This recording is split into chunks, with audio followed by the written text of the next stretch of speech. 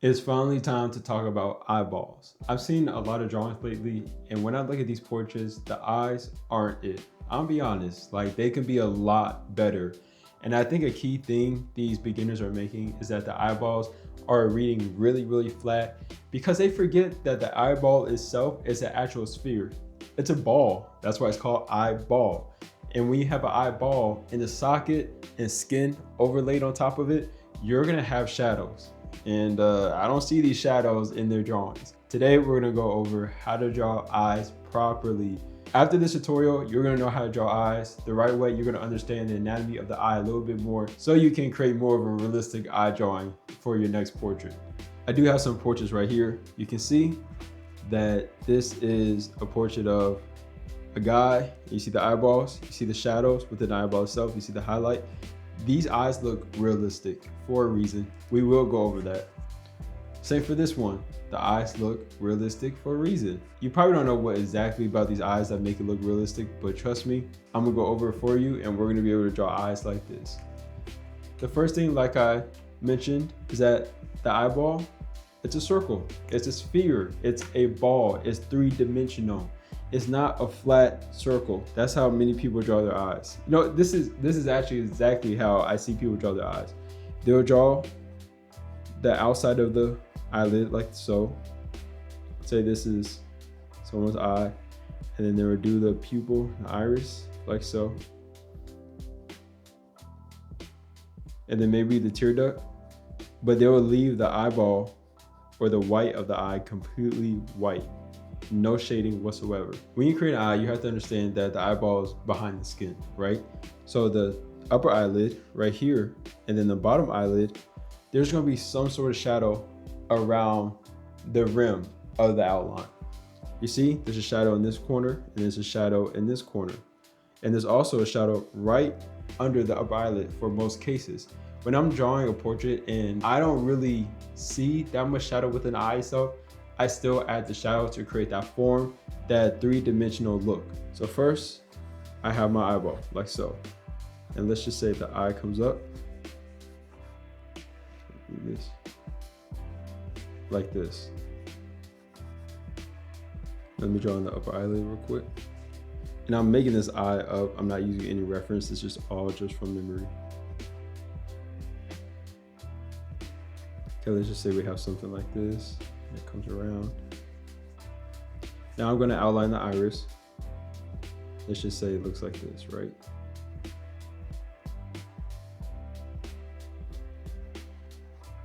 Then we put in the pupil.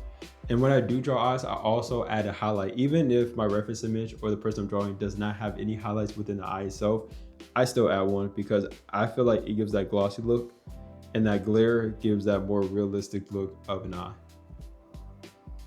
So in these corners right here, I'm gonna have a shadow, even right here. The first thing I'm gonna do right now is I'm gonna draw the tear duct.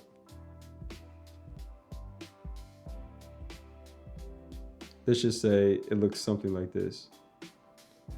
Boom, get that out of the way. As soon as you see the white of the eyeball itself, I lightly, very lightly hatch to create that shadow. Just like that, one layer. And then I do another one. Like that. Top of the eye, under the eyelid, or under the upper eyelid, I'm gonna have a shadow that falls right under it. And this will fall on the iris as well. So I usually draw a line like that, and then I'll fill this in. I'm gonna darken the outline for the eye so it can be more defined. And remember, I still have to add a shadow on this corner.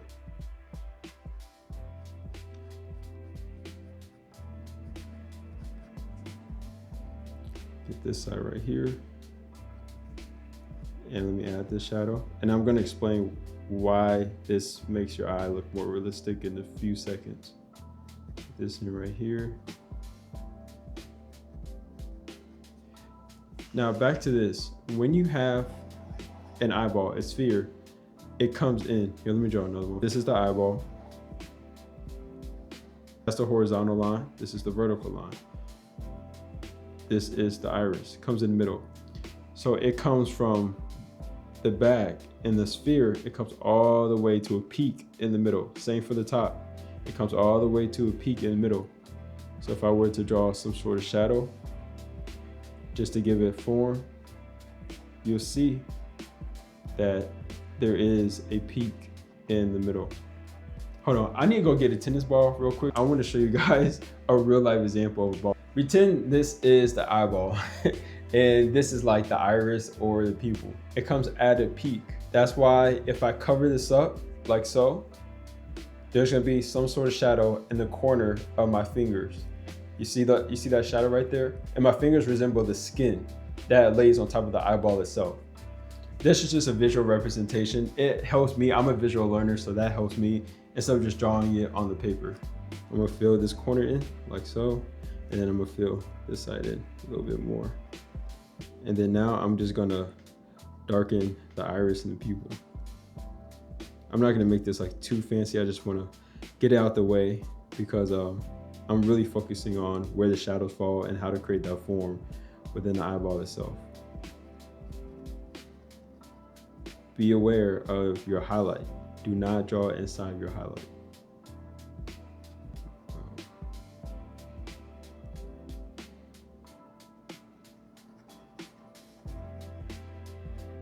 With the iris itself, I like to have one side a little bit lighter than the other side of the iris.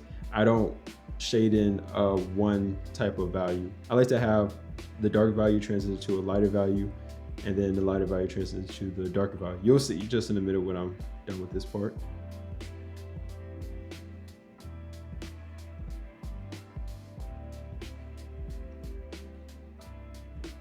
Boom, create the outline. And you see how this part right here is a little bit lighter than this part up here or this part.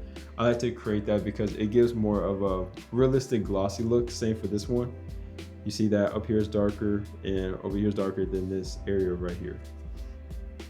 Lightly hatch like so. Then I'm gonna darken the outline up here. Now this part looks off just because there's not that much shadow up here, which I will add right now.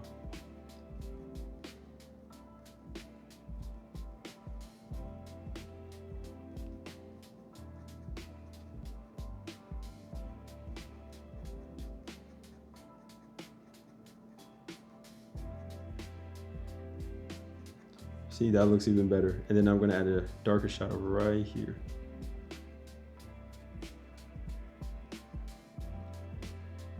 The main technique I'm using to shade, especially the eye, is hatching.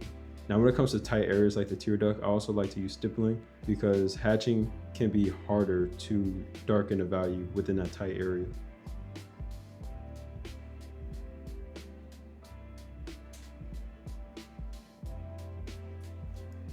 As you can see, it looks even better the more shadows I added to it. This part down here, and then get this line right here.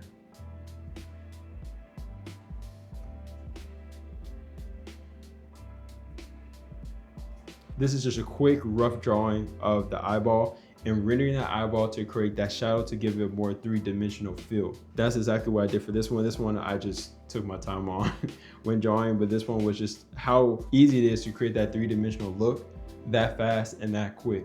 And then, you know, the more you render the upper eyelid and all the other parts of the eye, you know, add that shadow, it's gonna look even more realistic. Remember, for the upper eyelid in the middle, that's the highlighted area because the upper eyelid, it comes up, comes out. So the highlight and the light will be hitting that highlight right there. So you want to keep that lighter than the ends of the upper eyelid. The shadow should get a little bit darker, or the value should get a little bit darker towards the ends of the eyes like that.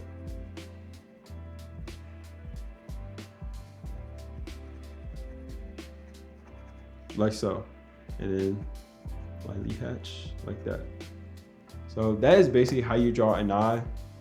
Very simple. Make sure to use very, very light pressure when hatching. Also, the eye, it's a ball. Treat it like one.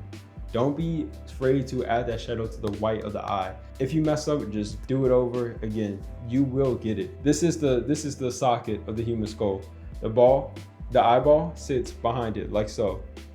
And then you have the skin, which comes over like this.